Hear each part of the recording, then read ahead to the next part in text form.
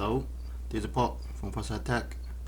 In this lecture, I'm going to introduce Net Change Theorem and then use it to solve application problems. And what is Net Change Theorem? Here is the formula. Look at this formula. It's very similar as Fundamental Theorem, right? So, and what does this formula mean? This formula means to the left, and the prime, of course, the derivative is the rate of change, right? So we're going to integrate the rate of change is the left. What is the right? The right we call it the difference between the function, which is the net change. So the theorem tells us the integration of a rate of change equals the net change. We are going to prove this. So here is a proof. So first, so that the prime of the capital F, the capital F function equals lowercase f, and then we're going to put the left. So if you look at, and therefore, so the left integration AB. This, right, should be equals what now? Equals the integration, the lowercase fx, and we have a fundamental, right? The second part of fundamental. How to find this is the difference of the antiderivative. So from this definition, capital F is antiderivative of f. Therefore equals what? Therefore equals capital F at B minus capital F at A. See, the last step is just what? And this is just fundamental. Okay, means what? So now we look at it. This is the end, right? So this, I means what? I means this exactly another form of fundamental theorem. Okay, the second part of fundamental theory. Okay. You can imagine if this is a lowercase f, the integration equals the difference of the antiderivative functions, right? Definitely. I mean this is exactly fundamental. Just a fundamental. Just another version. Okay, another version. We simply say it is just another version. Okay. Fundamental part 2, of course. And we give example. So we look at this example. If we that capital F is equals st. What is st? You remember, is a distance function. We're talking about a particle move on a straight line. Okay, in this phenomena, and then we know f take a derivative, s take a derivative equals what? Definitely is the velocity function. Okay, so we plug this in. So we look at the left is this, right? So the left, we look at the variable. We like it, the variable is t. Okay, in these case, special cases, so it's easy to do what? We can change x to t. But when we change x to t, the nothing change. Okay, we look at this. They are the same. We can just change the variable. Okay, we can exactly just change the variable. Why? Because the functions, they are the same function. So the area under the curve, so they are the area under the curve, the same area. Okay, so you can change the variable, just change the name. And then we look at what this up here. So now this equals the velocity function. Okay, is AB velocity function dt, right? Okay, so velocity function, and f or s, we say s is the antiderivative, right? So use the fundamental, or use this, use the fundamental. So if you look at it, or use this, is the same.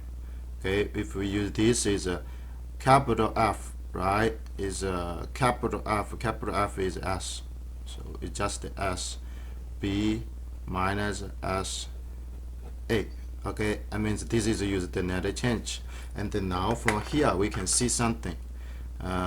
We see this equals this, right? What does this mean? And this is the integral of the velocity. This is the integral of velocity. Okay.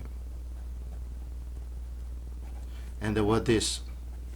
And this is the distance change, or the distance. Remember that the distance change, net change. Okay, so we learned this from this is the first problems when we're talking about this chapter. Do you remember? So this is the integral, means the curve under the velocity.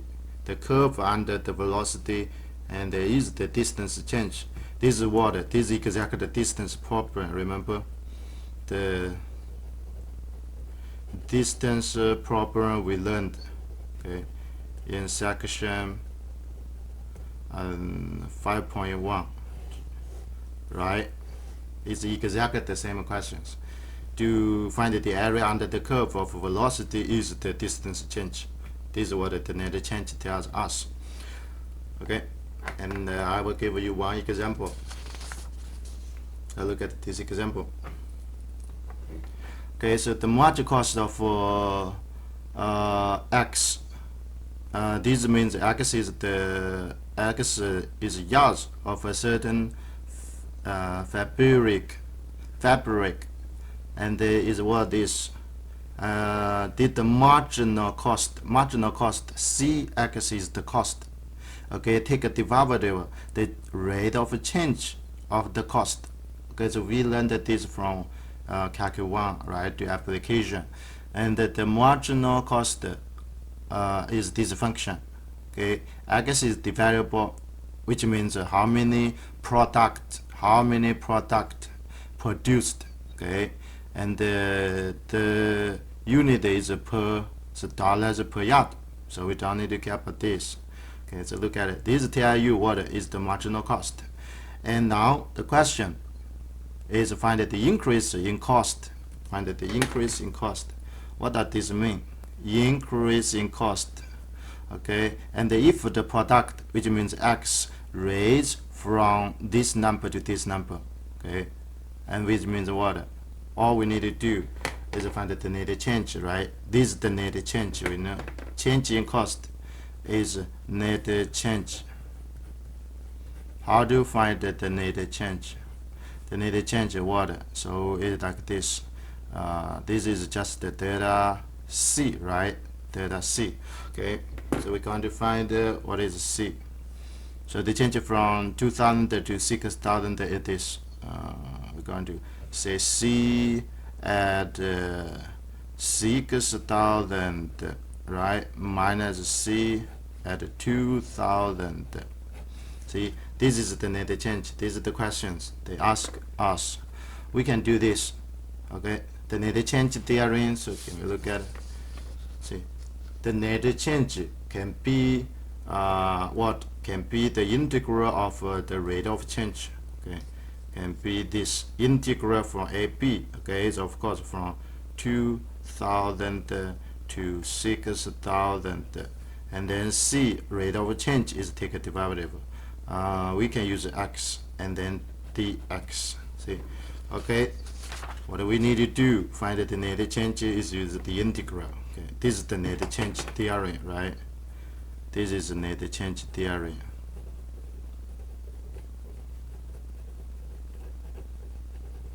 Okay, and then what we need to do, just do calculation. I put it here. So now what we need to do is 2000, 6000, and I plug that in here. Okay, is this 3 minus 0.1 x plus point I think is 5, 0, and 6 times x squared, and then dx. Okay, we do this, we have a fundamental, right? So all we need to do is find the antiderivative. So what is the antiderivative? I put it here. and that divided from the difference of, and that divided from 2,000 to 6,000. Okay. 3, and that divided of 3 is 3x. What is n that divided of this? And that divided of this should be minus point. I think I missed this 0.01. Okay, should be 0.01. Okay, it's 0.01. What is the that divided of x? Of x is this x squared over 2, right? It's the power function. The same, x squared is the power function. So we put like this 0.000006. Okay, and then times I guess is the third power over 3, right? Okay, and then this is the difference of the function. You can do calculation easy. Okay, and this you can use the calculator to calculation. So what I get, I already get, so 26,800. Okay, what does this mean? This tell us this is the money. Okay, in dollars. Means what? Okay, means the product change from 2,000 increase to 6,000. The cost should be changed. This is the cost increased. Okay, thank you.